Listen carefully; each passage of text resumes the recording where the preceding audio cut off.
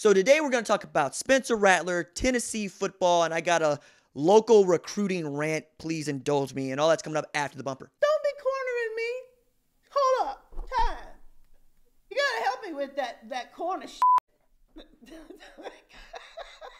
What's up, kinfolk? It's RJ Young. I am not on a step mill. Consider hitting the like and subscribe button because I upload a video every single day. It's always college football related, sports related. We have a good time. Today, we need to talk about, among other things, what Spencer Rattler's outlook for 2020 should look like. But first, Tennessee finished with a top 10 recruiting class, signing a bevy of 4-stars, including quarterback Harrison Bailey. And Phil Fulmer decided to celebrate it with this epic clip. The Vols are back. And before long, we'll be taking a bite out of everybody we play's ass. Thank you very much. Okay, so there's a lot of different directions that you could take that, okay? First one. But when you haven't beaten Alabama since before the iPhone was invented, and you really are struggling just to get back to anything resembling Peyton Manning's Tennessee Volunteers, let's stop with the back talk. That said, they finished ahead of Oklahoma, who's number 11 in the recruiting rankings, and then Texas is at number 9. But you saw what happened last year when they started saying that they were back. Of course, Tennessee plays Oklahoma in their second game of the season in 2020. We're all looking forward to Jeremy Pruitt's Volunteers traveling to Norman. I hope Zach Evans ends up signing there because that would make the game that much more fun and that much more fascinating. But before we get to the next segment that is going to take up the bulk of this particular show, let me get this for you. Let me just, okay? First of all, Arkansas finishes with a top 30 class, right, at number 30. Had like 3 signings before Sam Pittman, all right, and in the period. Bring in Myles Slusher, who's a 4-star prospect. You sign Malik Hornsby, who's an outstanding quarterback, right? You finish really strong in the state of Arkansas, and Sam Pittman hired an SEC head coach as a defense coordinator and one of the architects of the second most prolific offense ever in college football, Kendall Briles, right? Barry Odom coming from Missouri is the other, right? So he's headed the right direction. But more than that, they finished a full 15 spots ahead of Oklahoma State. And Oklahoma State had a Texas Bowl berth. Arkansas went 2-10 last year and took a 45-19 loss to Western Kentucky. San Jose State came into Fayetteville and beat Arkansas by 4. And yet Sam Pittman can show up right away and out-recruit Oklahoma State, even as Mike Gundy's been in the same job for 15 years. I don't understand. Yes, I do. Some guys want to recruit, some guys don't. That's why Arkansas is going to be really good in the coming years. This year's going to be touch and go. Next year, I expect them to be an 8-win team. And then the following year, they can start to think about trying to compete for the SEC West Division title. Okay? But they're also recruiting at home. And you can win a lot of football games recruiting at home in this part of the country because we play a lot of football. I'll give you an example, right? My alma mater is Tulsa. And they finish 112th in the recruiting rankings. Okay? Didn't have a great year, but certainly had a better year than Georgia Tech, who finished 26th. Georgia Tech finished 26th in the recruiting rankings. Awful, awful Yellow Jackets. But Jeff Collins goes away from recruiting the wishbone to say Paul Johnson recruited it all, right? That's one. But he also was recruiting the triple option in the ACC. That's kind of hard. So Jeff Collins actually just left his office a few times a week, beating Paul Johnson. But also recruited Georgia. 9 of their 24 commits, come from the state of Georgia, which produced more blue chip recruits this year than California, 25-24. It is a talent-rich state. Recruit the hell out of it. You can do well, even with 3-star, 2-star, whatever, because Georgia just plays that much more football. They even play longer stretches of high school football than like a place like Oklahoma and get more opportunities to develop. Okay? They do that by recruiting at home and then going into Florida when they can to go get players. My alma mater, Tulsa, not only finished 112th in recruiting rankings, these are some of the teams that finished ahead of them in the recruiting rankings. Charlotte, UTSA, Northern Illinois, North Texas, Florida Atlantic, Florida International, Western Michigan, Western Kentucky, Middle Tennessee State, Toledo, East Carolina, Tulane, Rutgers, Bowling Green, Liberty, Arkansas State, Old Dominion, Colorado State, Georgia State, Kent State, South Alabama, New Mexico, Georgia Southern, and UMassacre. How do you finish behind UMass? They gave up 53 points a game last year in football. You know how? You don't recruit Brennan Presley, who was voted the best player in the state of Oklahoma offensively and also had like 7 interceptions defensively. He's going to Oklahoma State. You didn't recruit him. He's out of Bixby, which is like literally 20 miles from the University of Tulsa. Myles Slusher, 4-star blue chip recruit from Broken Arrow, right? Which is like literally 10 minutes from the University of Tulsa. His offers included Arkansas, who he signed with, Nebraska, Oregon, Texas A&M, Ole Miss, Mississippi State, Minnesota, Michigan, Georgia, Notre Dame, Missouri, Colorado, Baylor, UCLA, Kansas, Iowa State, Georgia Tech, Texas, West Virginia, Texas Christian, Oklahoma State, Alabama, and LSU. Now, we could talk about whether or not he was a take for all of those places, but the fact of the matter is they offered. Tulsa didn't even offer. Who are you not to recruit this area and to let a 4-star kiddo leave the state, leave the Tulsa Metro? J.J. Hester went to Booker T. Washington, which again is like 10 minutes from the University of Tulsa. He signed with Missouri, got offers from UCLA, Baylor, Arkansas, Ole Miss, Texas, Baylor, Georgia, Iowa State, Kansas, Michigan, Minnesota, Nebraska, Oklahoma State, and Ohio State. The Ohio State didn't even get an offer from Tulsa. What are we doing with this? Savion Morrison, same deal. He's going to Nebraska. He was the most prolific tailback in the state of Oklahoma last year. And who does he sign with? Again, Nebraska. Gets offers from Missouri, Arkansas, Wisconsin, Washington, Utah, Syracuse, Mississippi State, Minnesota, Kansas State, Georgia Tech, Iowa State, and Baylor. You win a lot of football games just recruiting the kids that are around you. They're not under rocks. They're in front of your face. I say this to everybody. Oklahoma, Texas, doesn't matter. Recruit your area. Lock up your area. Then go get the kids that you need to be, what you think are anchors. The backbone of your team needs to come from your area because college football is parochial and it matters to us because those are our kids. Now you're trying to tell us we're not good enough to play for you? Please, sir. We're the fans. We made you. We make them all. Owen Field sells out every single game because fans make it. Don't lose sight of the folks who have bred their children with the idea that Tulsa football, Oklahoma State football, Oklahoma football is important. You think that there's another university in the state of Texas? Yeah. You think that Austin kids grow up wanting to go to Texas? You're doggone right they do. The same is true of a place like Tulsa, Oklahoma. All right, now let's get to my interview with Big 12 this morning, R.A. Temkin, Dave Archer.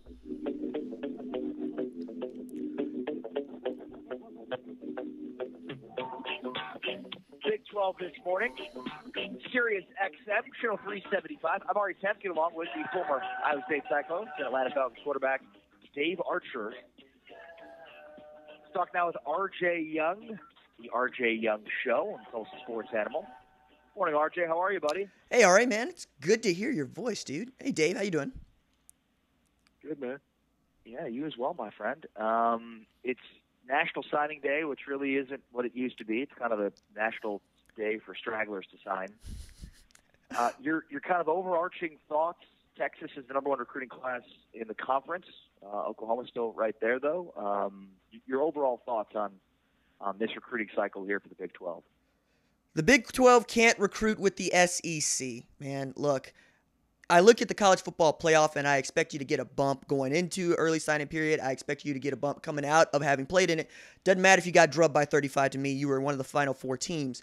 But to watch Oklahoma pick up a quarterback, pick up a defensive end, outside linebacker type, and pick up a cornerback and still finish number 11 shows you just how difficult it is to finish inside not just the top 10, but the top 5, because right now, according to 247 Sports Composite, Oklahoma's at number 11, be the first time that they finish outside the top 10 since 2016. Meanwhile, Texas made staff changes on both sides of the ball, and Tom Herman's still close like a freight train, man, picking up Moochie Dixon out of Carthage. Keontae Ingram's little brother up there, 4-star athlete, outstanding, 10.71 100-meter speed.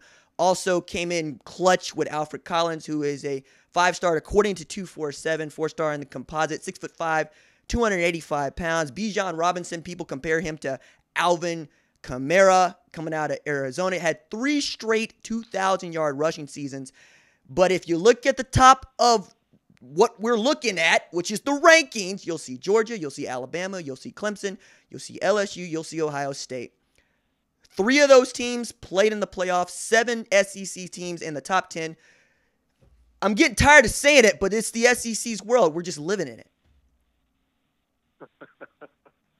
RJ Young with us here on Big 12 this morning talking about OU and recruiting. And RJ, when I start comparing what Oklahoma's done in the past, I go back to the 17 class, and I know that I'm probably ringing a bell for you. C.D. Lamb, Charleston Rambo, Trey Sermon, Kennedy Brooks, Grant Calcaterra, Marquise Brown, Creed Humphrey, Kenneth Murray, all in that class in 2017. All were considered 4-star kids. All were a big part of why Oklahoma's been to the playoffs the last 4 years. When we look at this class this year, is this a class this year that's going to have this similar prowess? All those kids are 4-stars. You got a ton of 4-stars coming in this year. I would add to that Marquise Hayes and Tyrese Robinson also started on this offensive line last year. You're right. You're hitting the nail on the head, man. No is the answer to your question. But this was a class that they needed to fill out in the way that they did. They got some really good, I would say, potential on the offensive line with Andrew Rame, who I have a friend who played in the NFL for 10 years. His name is Jerry Ostrowski. He's compared him to Marshall Yanda. I see Quentin Nelson, but I know that's a stretch for some. Nate Anderson is probably the most athletic offensive guard in this entire class. You did work on the back end, which is where you really needed the help, right? You signed 3 junior college kids that OU's just not going to get any credit for in the way that most folks don't get credit for signing junior college kids. But you got Josh Ellison and Perrion Winfrey, the top 2 defensive tackles in the 2020 class, to go along with Justin Harrington, who is 6'3", 215 pounds, coming out of Bakersfield, the number 1 safety out there. He was their free safety in their single high coverage. He returned kicks. Outstanding athlete. He'll be here this summer. You needed to fill it up, right? You needed to really pick up the slack on left by Neville Gallimore and shore up your safety positions and provide some depth at wide receiver because, as you mentioned, C.D. Lamb being in that class, Charleston Rambo is the most experienced receiver returning to Oklahoma. You pick up Obi Obialo coming from Marshall as a grad transfer after Theo Howard goes down with a blown Achilles last week. But you're talking about Theo Weiss, Jaden Hazelwood, and then however long the suspension is for Trajan Bridges being your most talented wideout. So is this class going to be as good as that 2017 class? No. But also I would add to that, it didn't go the way many expected. Kenneth Murray Jr. is way down the list over there, right? I think he's a 3-star on that list. Levi Draper was the 4th highest rated kid coming into that class, and he just committed to grad transfer to Arkansas. So it's a weird deal. There's lots of potential in this class, but that was my knock on it. Show me the can't miss kid in this 2020 class for Oklahoma, and I don't see one. It seems like is the gap getting wider between the SEC and everybody else? Has it been like this for years? I mean, how do you sort of characterize this gap between the SEC and everybody else? They want it more, man. That's what it comes down to. I live in Tulsa. I went to the University of Tulsa for undergrad. I went to OU for my master's. And I am laying into coaches around here because some of the kids that come up in this area that have gone to Nebraska, they've gone to Arkansas, that have just left the metro that TU didn't even offer, right? Kids that you would want that you just didn't pursue. I would make the same claim about Oklahoma. I would make the same claim about, everybody except perhaps Baylor, but they got a new head coach and they're going to change the way that they do things. Georgia's going to go wherever they need to get kids, right? They went all the way to Arizona to get Keely Ringo out of Saguaro. I mean, last year, Oklahoma went to Arizona to get Spencer Rattler. You're going to do that for a quarterback, but that ain't the problem. The problem is getting defensive line talent. Where's that going? It's going to Alabama. It's going to Georgia. It's going to Clemson. Lately now, it's going to Texas A&M and Oregon. These are kids that I would expect Oklahoma and Texas to recruit and win, let alone be in the mix for. So I think it's just want to. And that's what it is, right? It's all relationships. We all love being recruited. I make this claim to you, Ari, to you, Dave. if you went up to your wife and you said, hey, look, I got a spot for you. All right, the spot's going to close up real quick. You want it? Because I'll move on. You want it? Probably not going to win your wife, dude. You're probably going to win your wife by saying, baby, I need you. She'll say no. You're going to keep coming. I know I need you. I want this to work. You know that you don't deserve her. You know she's better than you. You know that to win her is to outkick your coverage, as we say. But you did, right? And now your better half, as we continue to say, leads, you follow your perfect union. I don't see why you don't do the same thing if you're Oklahoma, Texas, except you'll say, no, we're OU, we're Texas, we're whoever. You need to come to us. That ain't the way that things work, man. I mean, branding and tradition is great. Winning championships is great, but you still got to go into somebody's living room and you have to recruit them. So, RJ, are you saying that they're getting out-hustled? I can't imagine that Lincoln Riley's not hustling. I can't believe Tom Herman's not hustling to try to beat these SEC schools and some of the kids certainly that are in their backyard you talked about that have left. You're saying they're not hustling. I'll put it this way, Dave. Had a 17-point lead in the Rose Bowl against Georgia. Lost that one. Went down 28-0 to Alabama in the first quarter of the Orange Bowl. Yeah, you lost that one too. Got 63 dropped on you in one game, 49 in one half, by what I think is the best team ever to play college football. Does that look like out hustling? Or does that look like you getting beat because you didn't develop what you have? Either way, it's a chicken or the egg argument. You got beat. And what I know to be true is if my Jimmies are better than your Joes, I'm going to win more football games than you, and I'm going to beat you up. Jimmy Johnson did this in the 80s. Ask any boomer Gen X fan about their 80s memories, and they'll tell you it's all Miami beating the hell out of Oklahoma. That's what it is. Because Jimmy got better players. And Barry would tell you the same thing. If I have better players, it doesn't matter what I'm running. Right? I can run wishbone. I can run a 4-4 front. I can run a 52 monster. I can do whatever I want because I have better players than you. So, yes, I'm saying you're getting out hustled because it doesn't matter if you were in on a kid if you don't win him. It only matters if you win him. It only matters if you develop him. It only matters if you win national championships. Excellent reference there, too, by the way, the 52 stack monster. I love that. I'm not going to hear that other than R.J. Young. That's right. R.J. Young, Tulsa Sports Admiral, joining us here on Big 12 this morning. I'll take the field. You take Oklahoma. Who's winning the Big 12 next year? Oklahoma. Yeah. Look, we keep talking about this every year, right? Last year, Texas was supposed to be back after winning 10 games out of 14, but never mind. They won a Sugar Bowl. They beat Georgia, right? They're supposed to be back. This year, Oklahoma State returns a 2,000-yard rusher. The best wide receiver in the conference in Tylan Wallace because CeeDee Lamb is gone. They get back Spencer Sanders. Maybe he's going to develop into, not a turnover machine. And they were better on defense than they had any right to be last year, and they're going to get better this year. But when I look up and down, tell me where the loss is for Oklahoma. Who's going to step up and beat them? Maybe you would have said Baylor, but they just lost the head coach. We don't even know if Charlie Brewer's going to be around to play next year. And that's the thing, right? It's not even hubris. It's that, yeah, Oklahoma is a better football team than many of these other teams, but they're not good enough to go and beat the class of the ACC or the class of the SEC, and there were some folks that think that Oregon would have given them a hard time. So, yeah, OU, but, I mean, at this point, it feels like being All-State in Rhode Island. So, RJ, give us an idea of what we can expect for Spencer Rattler. Are you expecting him to step right in, or are we going to have some of the growing pains that Oklahoma State saw with Spencer Sanders? I think he's going to step right in, but I think the growing pains are going to be more akin to Baker Mayfield's 2015 season, right? It was touch and go there at the start, especially his first start, and folks were kind of looking at Lincoln to see if we'd look to Bob and say, maybe I need to go get this kid Trevor Knight and get him back out here, and the rest of us were like, don't you dare. Don't you dare. You leave him right there because you're going to need him to go through that, and what I know about Riley is once he picks a guy and he names a guy, he rides with that guy.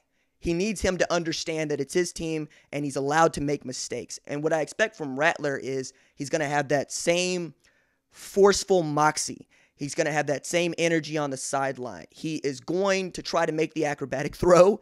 He's also going to extend the play. right? Folks were fond of comparing him to Baker when he was in high school. Now they're fond of comparing him to Pat Mahomes because Pat Mahomes is the face of the NFL. He moves around the pocket. He makes these awesome throws.